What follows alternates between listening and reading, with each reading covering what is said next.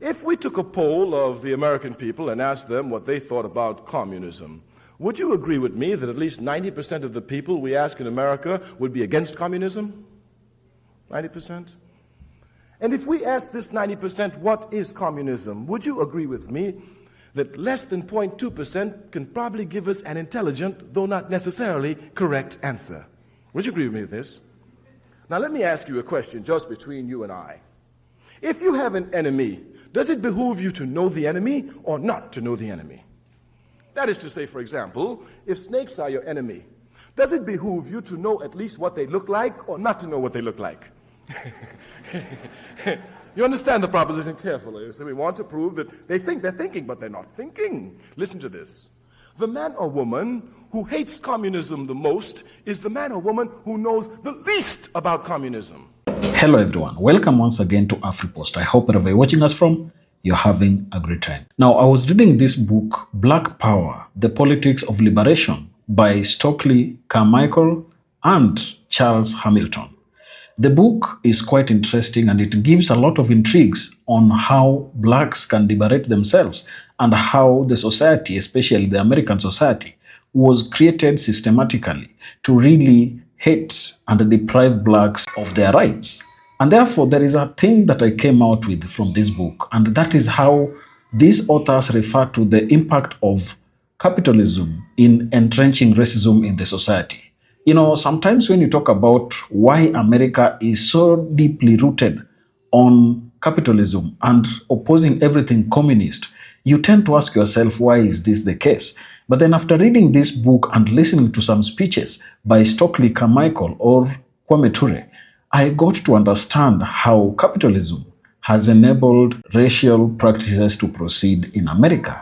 One thing that happens is that, capitalist tendencies always allow people who are privileged to kind of promote their products and have the opportunities. So, before I expound further on how capitalism has impacted racism, I want you to listen to Stokely Carmichael or Kwame Ture speak in this lecture that was quite interesting. Let's watch this, then come back and share our thoughts together. I thank you, good evening, and I apologize for being late. As a revolutionary, we should try never to be late. But I think it was Mr. Hemingway who said, even the best laid plans of mice and men do oft times go astray. All the need for more serious planning. We want to speak to you this evening about revolution, and we want to speak to you this evening about the necessity of students understanding their crucial role in revolution. Let it be properly understood that when we talk of revolution, of course, we mean bloodshed. Either one is nonviolent and one's blood is shed, or one retaliates and shed the blood of those who's trying to shed one blood. That is to say, either you be like Dr. Martin Luther King or Jesus Christ, you're willing to have your blood shed, or you be like Lenin, or you be like Mao, or you be like Fidel, or you be like Kim Il-sung, or you be like Sekou Touré, you shed the blood of those who are trying to kill you. But let it be understood that I'm a reasonable man, even though the American press tries to make it appear that not a reasonable man, a very reasonable man.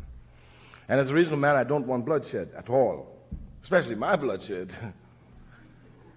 But I want my liberation more than I want anything else. I want my people to be free, and I want humanity to go forward more than I want my very life. Therefore, I understand the necessity of revolution, and I understand the necessity to be prepared for it and to work for it, even though it means bloodshed. Just want to try and clear out of the way some of the problems that we face and have to deal with because of the American press and its backward way of presenting things. We want to speak of revolution, and we want to explain that it's a scientific process. That is to say, it is stripped of sentimentality. It is a process which is a result of historical forces which are at work. We want to say that capitalism, which is the economic system that dominates America, has dominated America since its beginning, is a backward, stupid, vicious, barbaric, and reactionary system.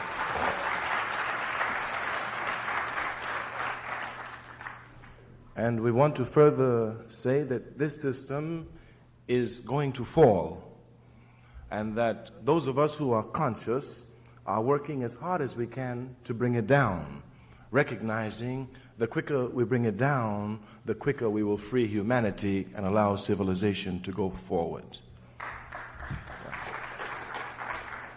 Now, of course, we understand the task that's before us. We come to the University of Georgia at Athens. We come to a university that's very old. We come to a university whose purpose it is to inculcate in the students who come here a love of capitalist values and to have these students manifest capitalist values, whether they are conscious or unconscious of it. Everything in life has a reason, everything. Whether we are aware of the reason or not, there is a reason for it. You may ask some of your colleagues on this college campus, why did they come to the university? They may say, I don't know. And probably as honestly as they themselves can answer, they may not really know why they're here. But even if they do not know why they're here, you can never assume that there is not a reason which impelled them to be here. Everything under the face of the sun, every action has a reason for it, even if we are not aware of the reason, or even if we are unconsciously aware of the reason or wrongly aware of the reason. Each and every act has a reason. My reason for coming before you this evening is to find among the Africans, before we begin again, you see, I have to waste so much time because of this press. Now, I'm concerned about Africans. I'm concerned about black people. Now, many people say to me, when they see me, they say, Mr. Carmichael, incidentally, my name has been changed to Kwame Ture. They can say, Kwame Ture, we understand that you are just concerned about making black people better. And I say, yes, in a way I am. And they say, well, if that's the case, you are a racist. And I said, no, you are the racist. You see, Africans are part of humanity. They are an oppressed part of humanity. If I benefit an oppressed part of humanity and free it, obviously I have benefited all of humanity, since humanity is indivisible. You understand it? So let there be no confusion. All right. I want to organize Africans. So my purpose is to find among the Africans in the audience the most conscious.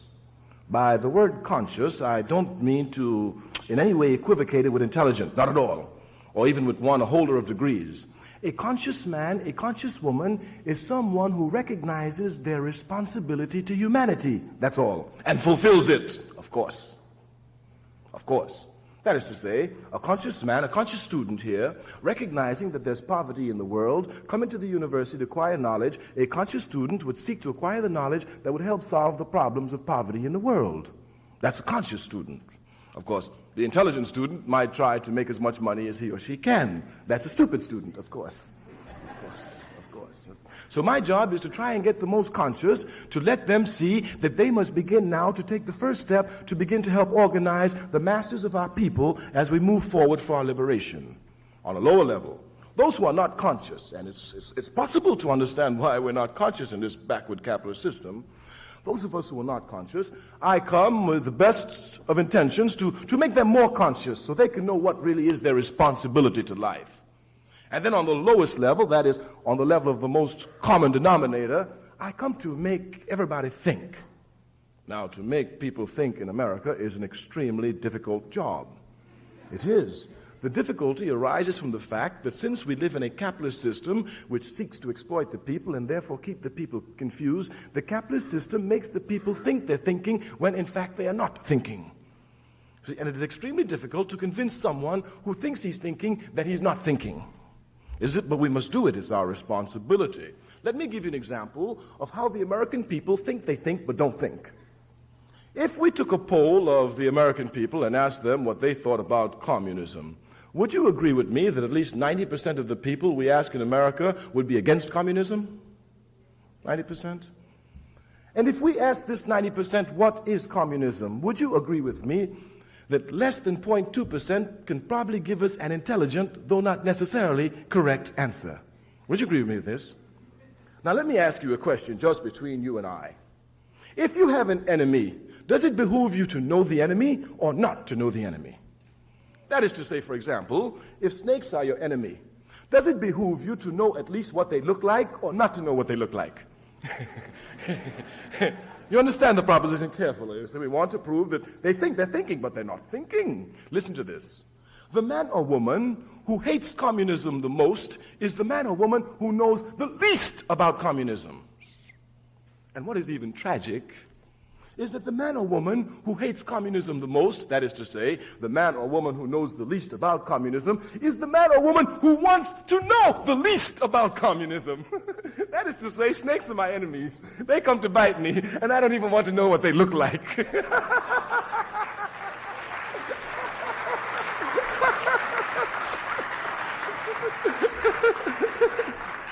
It's a stupid system. Because the system is based on exploitation, it confuses the people so that it uses the people for its further exploitation. Thus, the pigs who run the capitalist system come and yell, "The communists are coming." The people grab the guns. Where? Panama. They go shoot. The communists are coming. Where? Santo Domingo. They grab guns. They go shoot. The communists are coming. Where? Vietnam. They grab guns. They go shoot. They don't know what the hell they're fighting and are not even concerned with finding out. That's a stupid system. Stupid system. Stupid. Stupid system. Stupid and backwards. Stupid system. We say the capitalist system is a stupid system. It must be. It has to be. It's based on exploitation. Its motivating force is profit. But a backward system. A system that motivates people just to do things for profit. One cannot have individual incentive unless one is given some material stimulation. It's a stupid and backward system. It's a system that has to be destroyed. If one looks at the material makeup of the society, one can see clearly how unjust the system is. Under the system, a few people own and control everything. The rest of the masses of the people own nothing. And they are forced to work for these who own. And the more you work, the poorer you get. Of course, because the essence of it is exploitation. It must be based on exploitation. I said, look at the stupidity. A quick glance at the system will show you how unjust it is. But the American capitalist system will have the people so confused, they're thinking, they don't even look properly at the capitalist system. Do you know that in this country, some people own all the coal that's to be found in the country? Now that's unjust. There's no question about it. In the first place, their labor didn't even put the coal there. You know, so they can't say that it was through hard work. No, it wasn't through hard work. You got it. And your grandmama didn't give it to you because she didn't bring none with her when she came here. You know what I'm talking about? As a matter of fact, she found it here. You understand? So I don't care who you bought it from, who you didn't buy it from. No one man, no group of men can own the coal in the country. The coal must belong to the people and be used for the benefit of the people. Clearly. It's a stupid system. It is a backward system. It affects you as students. Of course it will affect you. It affects your brothers. They send them to war to die. They don't even know what they're dying for. Because this system is concerned with confusing the people, not letting the people think, because once the people begin to think, they will use their creative energies for humanity and not against humanity. And this indeed is to see the true tragedy of the capitalist system. The tragedy of the capitalist system is to be found in the fact that it takes human beings who think in fact they're working for just ends when in fact they're working for unjust ends. But here, by doing this, the system clearly demonstrates to us that human nature itself is for humanity. Clearly. Even when they come to take the youth and send them to Vietnam, they don't come before the youth and tell them the truth. We're going to rape the country. On the contrary, they lie to them. They tell them we're fighting for democracy. They tell them we're fighting for justice. They say we're fighting against communism, which is bad, and dictatorship, and we're fighting to bring freedom. And this is why the people are mobilized, because the people will be mobilized to fight for justice. And look at the vicious system, lying to the people, sending the youth to believe he's really fighting for democracy, when in fact this youth is fighting against democracy. It's a backward and stupid system. It has to be overthrown. You may think it doesn't touch you. You may think it doesn't affect you. That's the job of the university here. It supports the values of capitalism. Its job is to put you to sleep. That's what it's to do. That's exactly what it's to do. Exactly what it's to do. Let me give you a demonstration. This is my first time I've been to this university. I don't know any of you personally. Maybe some of you I've seen somewhere. But knowing the capitalist system, knowing you as students, knowing the role occupied by students in the capitalist system, I can make a statement about you sitting here before me and be absolutely correct. I can say that at least 90% of the students at this university cheat.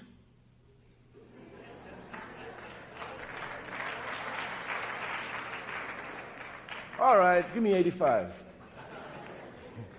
You want to go for 80? The overwhelming majority? Of course. I understand your nervous laughter. But you think about it. You think about it. Especially the African students. You think about it. Your people suffer. Your people suffer in South Africa, in Zimbabwe, in Egypt, in Algeria, in Trinidad, in Jamaica, in Guyana, in Mississippi, in Alabama, in New York, in California, in Georgia, in Atlanta, in Athens. You have the chance to come and help them. You have the chance to come and help them by acquiring knowledge which can be used for the benefit of the people to help serve humanity. What other great and most noble cause can there be? What other greater motivation? And rather than you acquire this knowledge which has been paid for with the blood of your people, you come here and you cheat. It's a vicious system. It's a stupid and backward system, and you cheat because you're motivated by the values of the system unconsciously. The system tells you that the smartest man is the man who does the least work and reaps the highest benefits. Thus, the students, yes, you seek to do the least work and get the highest grades, obviously. The system, through its ideological arena, one which you are not even aware of and one which the university doesn't even try to make you conscious of, having complete control of the ideological arena, the system decides how you move, when you move, where you move, and all the time you think you're doing it by yourself. Yes. If you were 10 years old in 1952, while you were 10 years old in 1952, some men had already planned that in 1963, when you were 18 years old, you would be with a gun in your hands on the battlefield of Vietnam. It's been planned, of course. The Vietnam War was planned in 1952. Of course it was. It wasn't planned overnight, even before then. But those who had to do the fighting didn't even know about the Vietnam, didn't know there was a place called Vietnam. It's a stupid system. It's a backward system. You're students. You have a responsibility to humanity. You cannot come here and walk into a place that says it gives knowledge which you know can neither be bought nor sold, even though they try to confuse you, because when you enter the school you got to pay. Well, you may get confused, but you know that knowledge can neither be bought nor sold. As students, you must know it. No one can own knowledge. How can anyone own the truth? The truth belongs to all and to each and every one. And each and every one is capable of seeing the truth. So powerful is the truth, then it can never be hid. It can never be crushed. And the truth will be found as the people rise up over and over again against all unjust system that seeks to suppress the truth. The truth can never be crushed. Never. Never. But since the truth cannot be crushed, knowledge cannot be crushed. We say knowledge can neither be bought nor sold. The capitalist system will confuse you. You see, coming to the university, let me even show you how they waste you. Watch. Take a student getting ready to come to college. You know what a student asks? Which subject should I take? Should I take a subject which will be of service to humanity, or should I take a subject which will make me have a better living, which will make more money? Yeah. And do you know most of the students decide on more money? They say, well, if I get more money, I'll be able to help the people. I can't do anything for anybody if I can't do anything for myself. Oh, they will give you every rationalization in the world. You must be conscious. Knowledge could neither be bought nor sold. It belongs to everyone. President Sekou Ture, leader of the African Revolution, president of the Republic of Guinea, he says you can give a man a car. You can give a man a house. You can give a man a job. When you get mad at the man, when you get angry at the man, when you're no longer friends with the man, you can go back and take your house and put the man out your house. You can go and take your car. You can go and take the job that you gave the man. But if you taught the man something, you can never take it from him. Knowledge can neither be bought nor sold. Bought nor sold. Not only that, Sigmund Freud scientifically proved that anything that enters the mind can never leave it. You can never forget it, even if you think you have forgotten it. Of course, you can think you forget it, but you can't forget it. For example, you go to the door to leave the room. When you go to leave the room, instead of pulling the door, you push the door. But the door must be pulled. So you spend some time, and then you notice, it's got to be pulled. You go out. You come back, you spend some time. After a while, you get up to go again. You go to the door. You do the same thing you did the first time. But now when you make the mistake you made the first time, you remember that you also made the mistake the first time again. So you can't forget. You can't forget. You can't forget. You can't forget.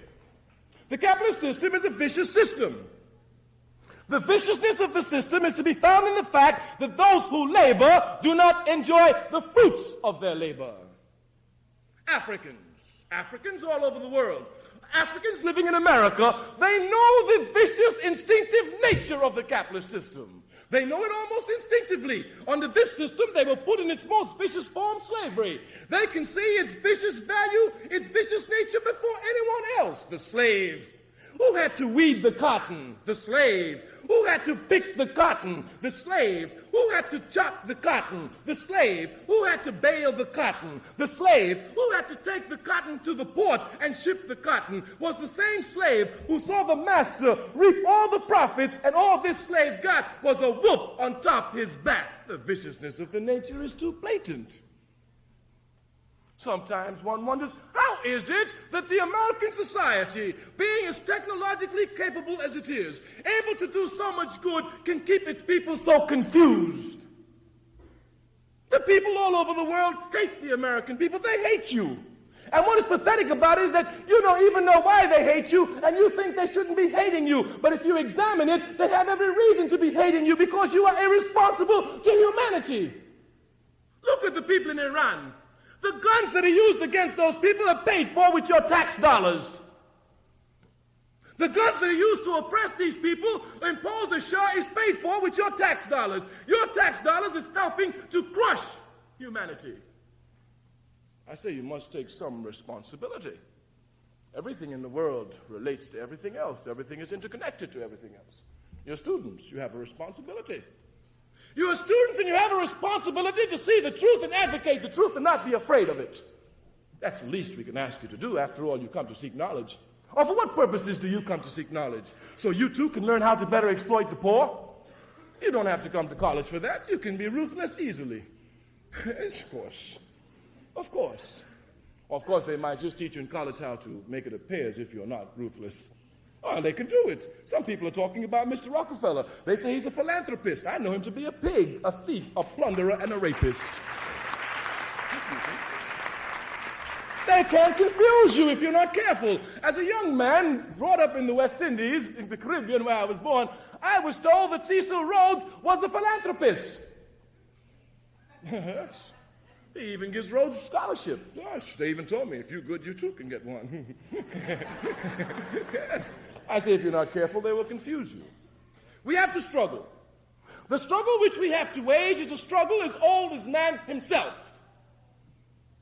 The struggle is for man to come and to be in complete control of all the forces that affect his life and to use these forces and the knowledge he has to be able to control these forces for the good of humanity. We have a struggle to wage. Let it be crystal clear. The grounds upon which we wage the struggle, the causes for which we wage the struggle, the objectives for which we fight, the principles by which we adhere to. We say we want to come, get man and woman, come together, use your creative energies, understand the forces that control life, come to use these forces, master these forces, continually try to master these forces, master them always for the good of humanity against injustice at all times, under all conditions, uncompromisingly so. This is what we mean by a conscious man and a conscious woman.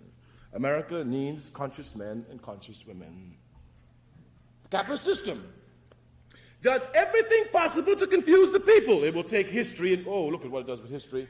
It will confuse you. You see, the job of the system is to demobilize you.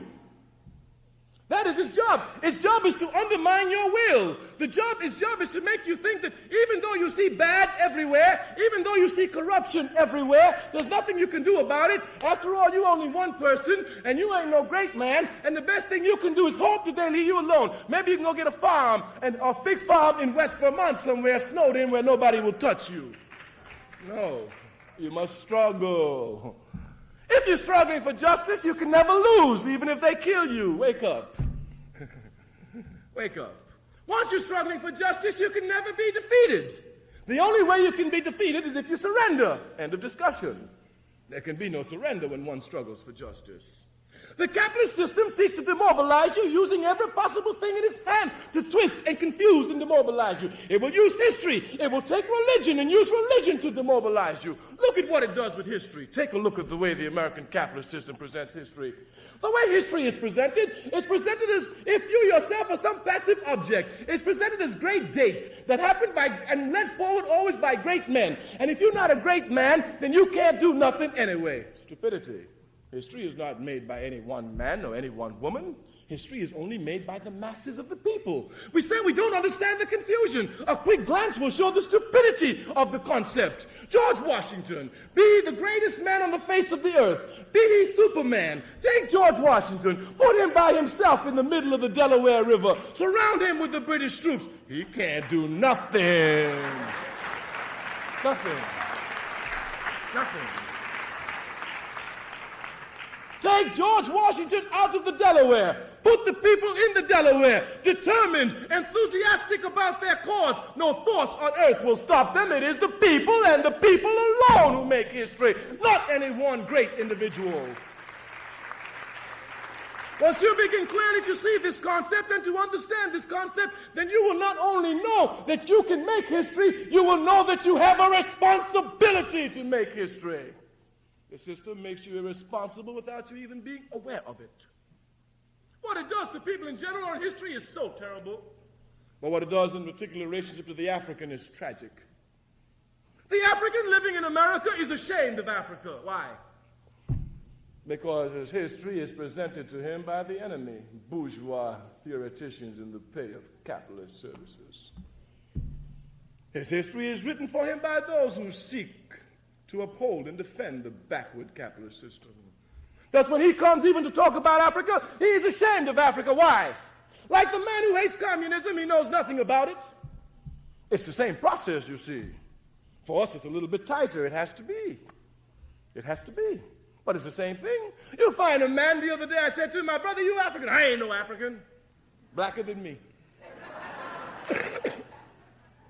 I wasn't born in Africa. All right. If you were born on a ship, what would you be? I don't know nothing about Africa, of course. When you're born, you don't know nothing about nothing. It's only when you learn something about something that you learn something.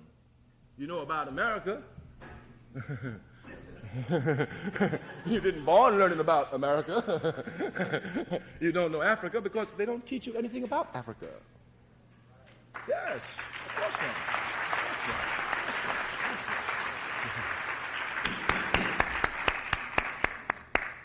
But it's your responsibility to learn about Africa.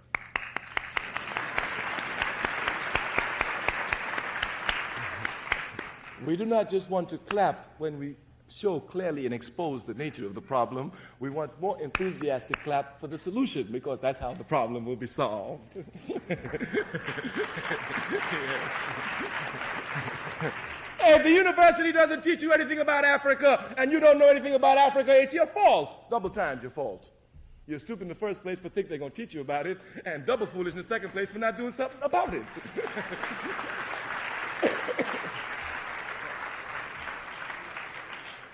This confusion has the African in America so confused that they don't even know where they are, who they are, or where their home is.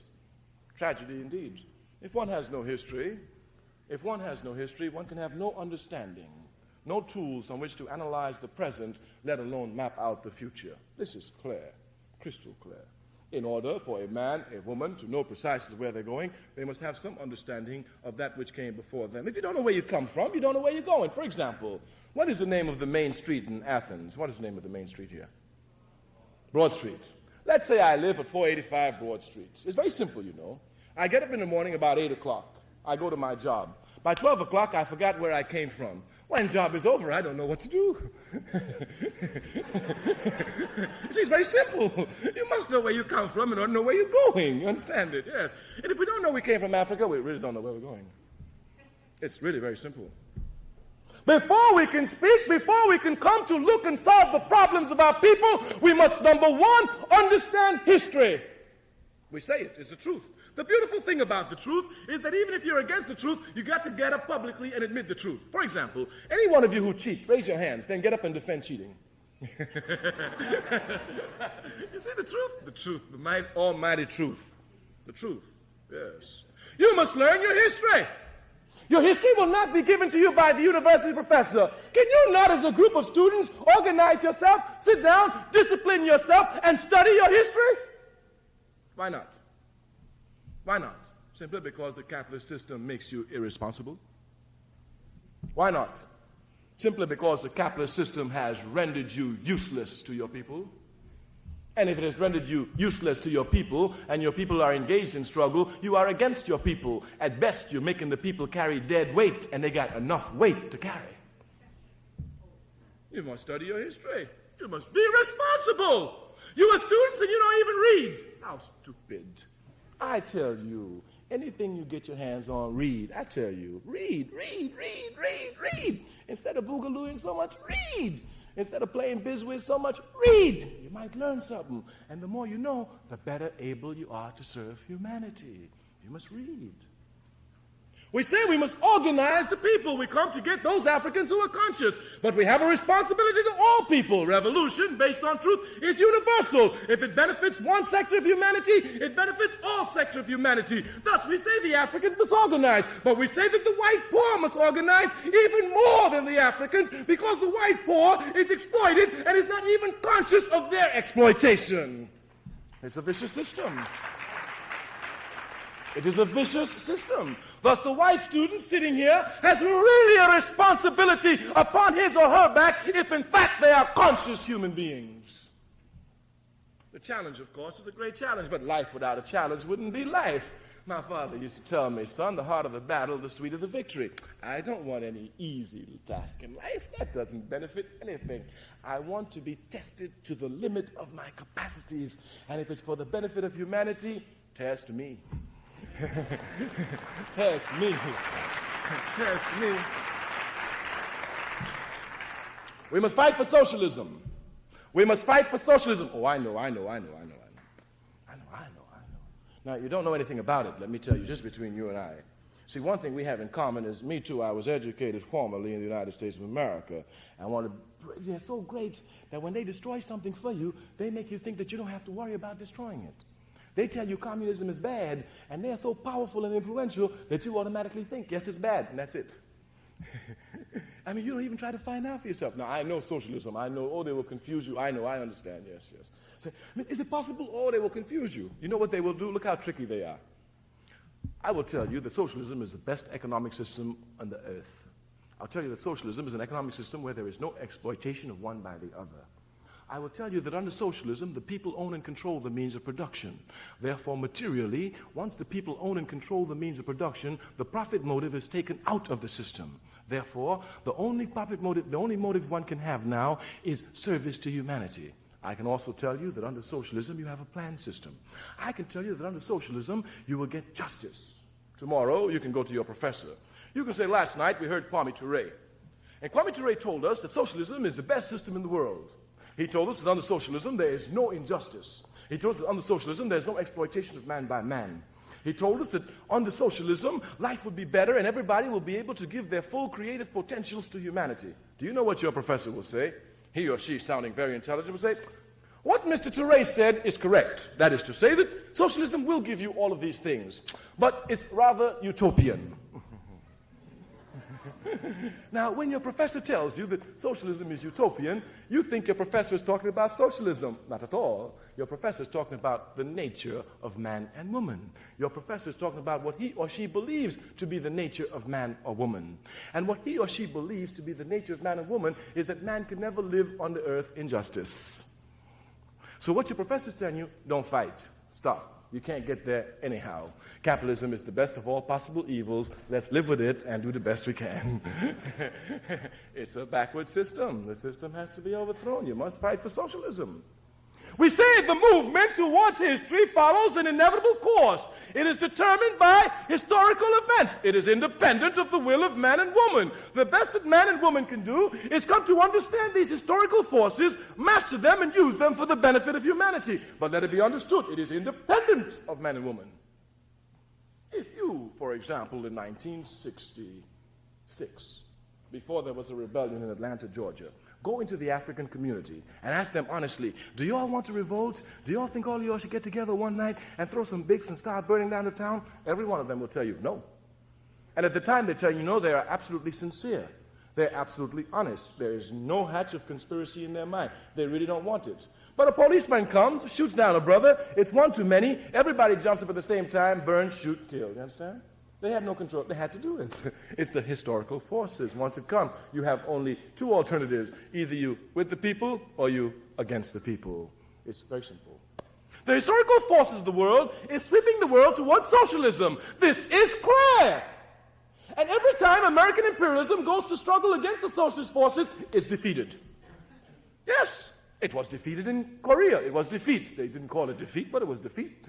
Shakespeare said a rose by any name still smells the same. Yes. They were defeated in Vietnam. It was a defeat. Nixon lied. He said it was honorable peace. Even though he didn't He was defeated. They have been recently defeated in Angola. They are being defeated in Iran. Everywhere the forces of American imperialism are being defeated, and they're being defeated before the onslaught of socialism. It behooves the American youth to understand what socialism is, since this country is going to call upon him to fight against it. It's for your benefit.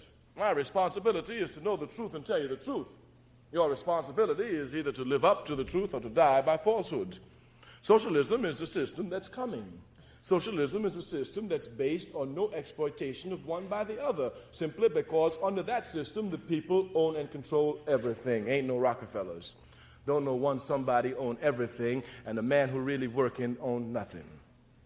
Finally, for the organization, let it be understood.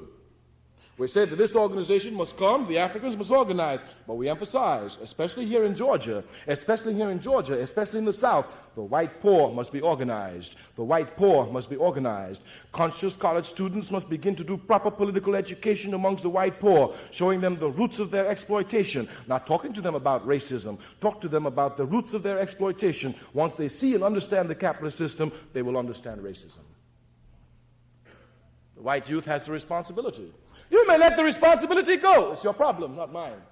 You have a life to live. Either you live it or somebody else lives it for you. When they called me to go to Vietnam, I told them they're crazy.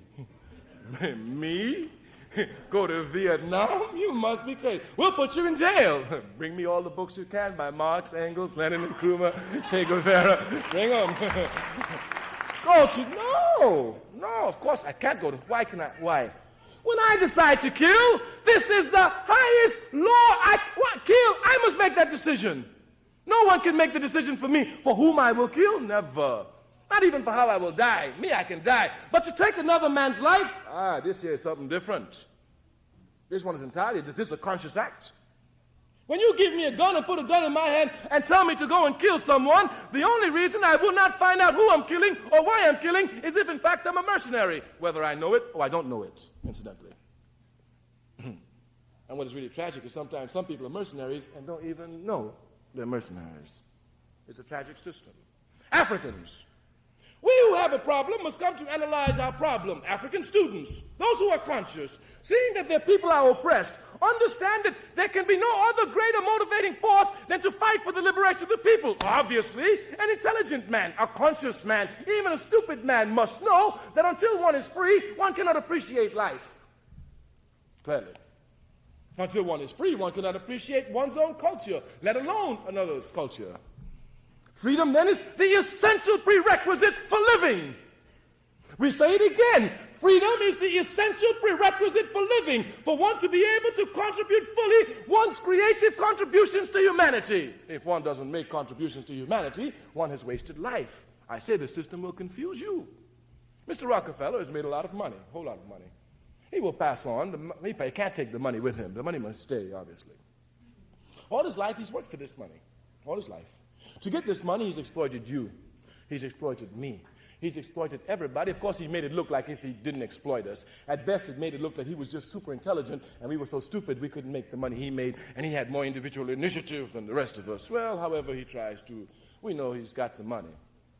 But Mr. Rockefeller cannot take the money with him. What contribution has Rockefeller made to humanity?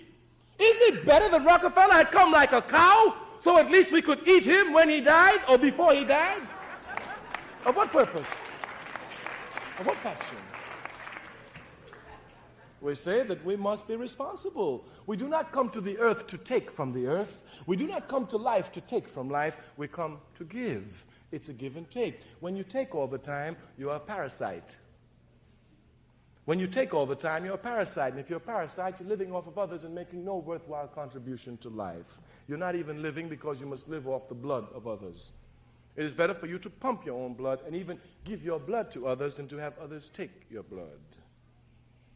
The African student who's conscious, the African student who will not allow capitalism to make him irresponsible, who fights all the time to be responsible, to fulfill his responsibility to humanity. This student is all the time conscious, studying, looking at, discussing the problems that his people faces. The conscious student, the conscious student, the conscious student. The one who recognizes that he must be free, the one who recognizes that his body is just an instrument for the service of his people. This student will all the time be looking to see how to solve the problem. This student who has been doing this knows that there's one solution to the problem we face, and that is Pan-Africanism, the total liberation and unification of Africa under scientific socialism. That is to say, and we must properly understand it. Of course, we have confusion everywhere. There are some who will come to tell you that in order for us to be free, we must first free ourselves here. And then after we free ourselves here, we can... This is stupidity. Clear stupidity, ahistorical perspective. The man or the woman who advocates this problem knows nothing of history. The man or woman who understands this, who gives this solution, knows nothing of dialectics. They don't even know of the interrelationship of all forces on the earth. As a matter of fact, they just see America, nothing but America, and worse than that, they see the world the way America wants them to see the world. It can be lightly said. It can be lightly said. We don't want to be accused of being called racist. It can be lightly said that the wealth and labor of Africa built America and Europe and keeps it sustained to this day. It can be lightly said. Any intelligent man, not even a conscious one now, an intelligent man can simply see that since this wealth and labor is what keeps this up, until this wealth and labor is used for this, this will never go anywhere. That is to say, until Africa is free, we can never be free. Until your home is free, you can never be free. Our problem is we don't know where home is, of course. We must understand when we come to struggle what we're struggling. We're struggling against the capitalist system. It's powerful. It's a powerful system. It operates on scientific laws. It knows no sentimentality. It pursues its objective with a stubbornness that will not shake, only be shaken by the will and the determination of the masses of the people. Let me show you what capitalism will do to you, how serious it is, because we may take it as a plaything. You are a child, 13 or 14 years old, 11 years old, even 10, 9. Your mother sends you to be entertained, that is to say, to enjoy yourself, on a Saturday afternoon to go to the movies. Let it be understood. When one comes to enjoy oneself, when one comes to be entertained, one is at one's most relaxed position. It is at this relaxed position that propaganda can be easily pumped into the minds of the people. You see, it's all scientific. You just go and read even some of their bare laws on psychology, you will see it. You come to the movies, you're a child. You sit down, you pay your money, you come, you're eating popcorn, and while you're sitting there, they're pushing Tarzan into you, just pushing it. You walk out of the movies, you love Tarzan, you hate yourself, and you come back next week paying some more money to be entertained. The system knows what it's doing. The system knows exactly what it is doing. Just like it takes people time and waste their time on television. It shows nonsense just to waste your time. It'll show you sports. Keep you talking about the Super Bowl for 3 months. Bunk the Super Bowl, price is rising. You understand? They'll make you talk about nonsense for hours. Happy days. The hell with happy days. Ain't no food on the table. They will do everything to confuse you. You have a responsibility. Those students who really want to know, especially African students, and solve the problems of the people, those who know that Pan-Africanism is the only solution, must be ready now to come and work for this solution. Those who don't know. That is to say that those who don't know, those African students who don't know what the solution is, it just means you're irresponsible. You don't even try to think about your people. Clearly. Of course, since you know your people are oppressed, at least you'll be thinking about the problem. At least. Or you can be so imbued with capitalist philosophy that you may surrender to unjust forces just because they seem to overwhelm you. Once you do that, you know nothing of the tradition of your people, and here you really need some history on the struggles of your people. That will suffice the problem quickly. A good shot in the arm of the struggles of your people, and you will understand it. We say you must come now to struggle. Those who do not know, if now they come to recognize their responsibility, they must begin to take steps to work for the people. If your people are oppressed, and you are not fighting to help free the people, by your very act of inactivity, you are against the people. If your people are oppressed, and you are not struggling to help free the people, by your very act of inactivity, you are against the people, totally against them. Therefore, we must come now to give our strengths and our energies to the people. How to do this? There's only one way to do it. Whether the correct way or the incorrect way, one thing is certain. Unless we are organized, there isn't anything we can do. Therefore, above all, we must be organized. Above all, we must be organized. Above all, we must be organized. Logic says it clearly. One man, one woman can't free the people. If one man, if one woman could have freed us, we would have been freed. So many movie stars out here, they'd have just freed us for the ego of it. If they didn't do it, I would have done it. And if I didn't do it, even you would help free us if you could, wouldn't you? Of course. Of course. Of course. No one man, no one woman can free the people. Only the people properly organized can free the people. Only the people properly organized can free the people. Look at our state of affairs. In South Africa, we're totally disorganized. In Zimbabwe, disorganization. In Egypt, disorganization. In Algeria, disorganization. In Senegal, disorganization. In Nigeria, disorganization. In Ghana, disorganization. In Gambia, disorganization. In Trinidad, disorganization. In Jamaica, disorganization. In Brazil, disorganization. In Suriname, disorganization. In Guyana, disorganization. In Mississippi, disorganization. In California, disorganization. In New York, disorganization. At this university, with the few that we have, disorganization. Everywhere.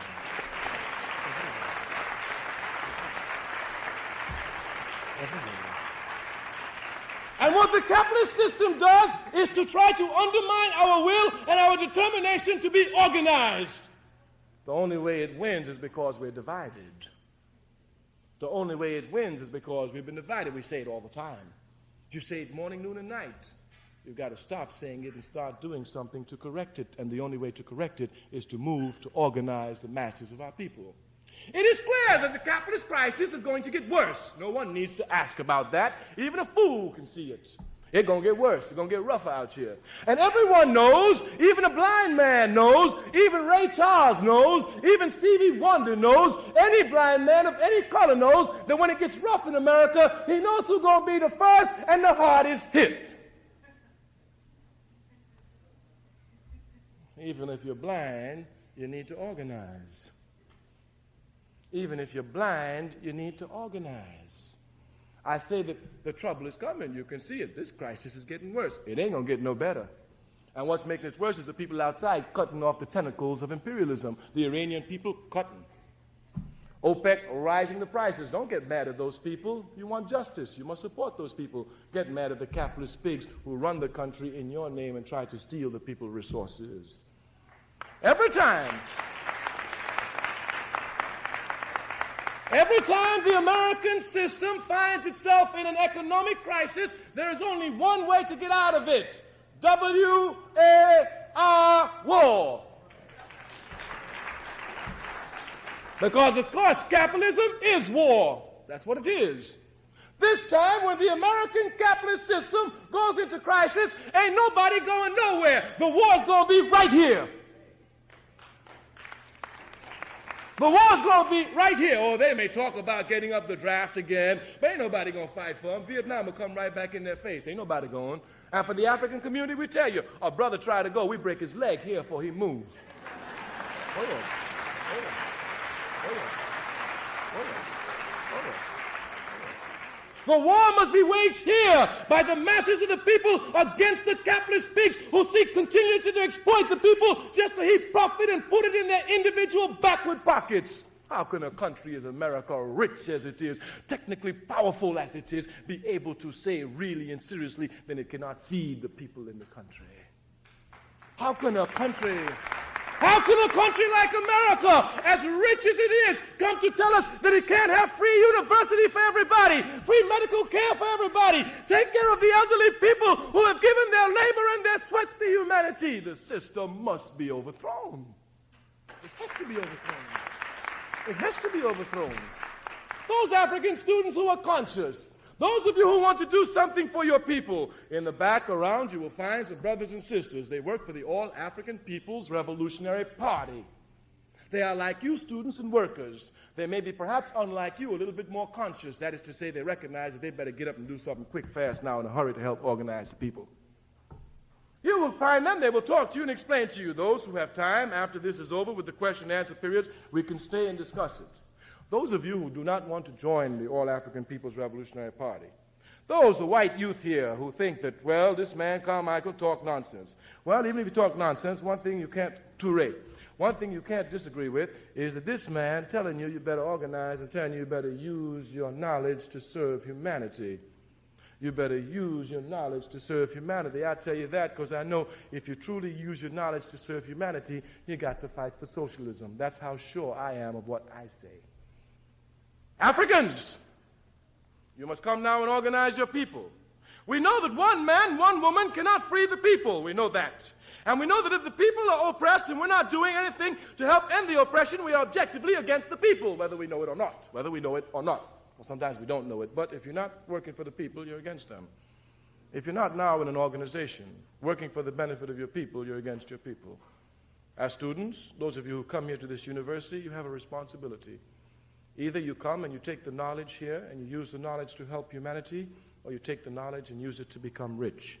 Let it be properly understood. If being rich is the dominant force, you cannot ride the two together. Even the Bible says you cannot serve two masters at the same time.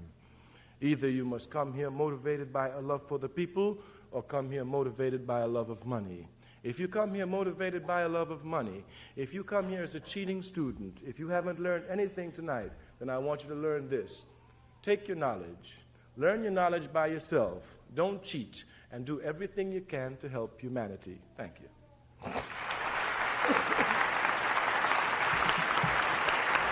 Now, from that speech alone, you are able to understand how racism and capitalism were interlinked.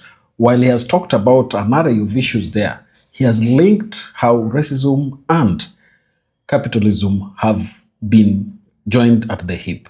You know, the whites used capitalism as a strategy to lock out blacks from accessing wealth. And this is something that is very, very open. You find that during slavery, blacks were used in cotton farms, tobacco farms, sugarcane farms, offering free labor because whites wanted to enrich themselves in order to amass the wealth that capitalistic system allowed them to have. At the end of slavery, while you thought that things would be equal for everybody, we find that already whites had used blacks to build systems, and these systems were already skewed against blacks. And therefore, there was no way a black person would come up and be equal to the whites. And that is how the white elites have used this capitalistic system to ensure that they remain in levers of power and they be the ones who control the economy of America. And this is at the detriment of the black person. Capitalism, with its emphasis on individual freedom and profit, has undeniably played a role in shaping racism in America, often amplifying inequalities rooted in history. At its core, capitalism thrives on competition and its pursuit for wealth. But in the American context, this system didn't start on a level playing field, specifically for black people. From slavery to Jim Crow laws, past practices against black Americans were not just social injustices, but economic strategies that capitalism exploited and reinforced, leaving echoes that linger today. Start with slavery. It was the brutal backbone of early American capitalism. Enslaved blacks were treated as property, not humans, bought, sold, and forced to work without pay to generate massive profits for white plantation owners. This wasn't just racism, it was a business model. The cotton, sugar, and tobacco they produced fueled trade and wealth, not just in the South, but across the nation and beyond. Capitalism didn't invent slavery, but it supercharged it, turning human lives into commodities for profit. When slavery ended after the Civil War, the economic incentive didn't vanish. They morphed. Enter Jim Crow laws, a legal framework that kept black people down from the late 1800s into the mid 1900s. These weren't just about segregation, separate schools, buses, and water fountains, but about locking black Americans out of capitalism's promise. Under Jim Crow, black people faced barriers to owning land, starting businesses, or getting decent jobs. White employers could pay them less or exclude them entirely, while white-owned businesses thrived by catering to a segregated market. Sharecropping, a post-slavery trap, kept many black families in debt to white landowners, working the same field they'd once been enslaved on, just under a new name. This wasn't an accident. It was capitalism at work, letting market forces favor those already on top, mostly white people, while keeping black labor cheap and exploitable. The free markets, a jewel of capitalism, didn't correct this. It often made it worse. Without government interventions, businesses could refuse to hire black workers or serve black customers, claiming freedoms of choice. Redlining, a practice tied to housing markets, saw banks and real estate firms deny loans or insurance to black neighborhoods, choking off wealth building through home ownership. Meanwhile, white suburbs boomed, their property values climbing, all backed by capitalistic logic. Invest where the returns are safest. Black communities, starved of capitalism, stayed poor, proving that the invisible hand of the market wasn't colorblind. It followed the lines racism had already drawn. Even after Jim Crow fell, capitalism's legacy kept the gears turning. Low-wage jobs, underfunded schools, and limited access to credit, all tied to profit-driven systems, disproportionately hit black Americans, reflecting patterns set centuries ago. Corporations today might not write segregation into law, but they can still profit from inequality, whether through predatory lending or exploiting labor in marginalized communities. Capitalism didn't create racism, but it gave it a stage, letting economic self-interest deepen wounds inflicted by slavery and Jim Crow. The result? A system where freedom to succeed often meant freedom to exclude, with black Americans paying the steepest price. This is what happens. And what Kwame Ture has talked about in that clip is very, very elaborate on how these things have impacted black people. And that is why, even if you listen to him keenly, he's talking about the desire to liberate blacks globally, because these capitalistic tendencies have not been confined to America alone. Look at Africa right now. If there is any continent that, according to economists, is considered poor, it is Africa. Yet look at how it is endowed by very, very many valuable minerals and a lot of nature that can be used to gain revenues in tourism. But all these economists still think cannot be used or cannot be equated to what wealth is. And that is why I think we need, as black people, to come together, chart a new path, and recreate the economic system that can help black people thrive. Because with this economy that we have, still blacks will be disadvantaged in many ways. Tell me down in the comment section what you think about this. And if you're watching us for the first time, please don't forget to subscribe to our channel, like this video, and also share. Thank you, and may the good Lord bless you. Goodbye.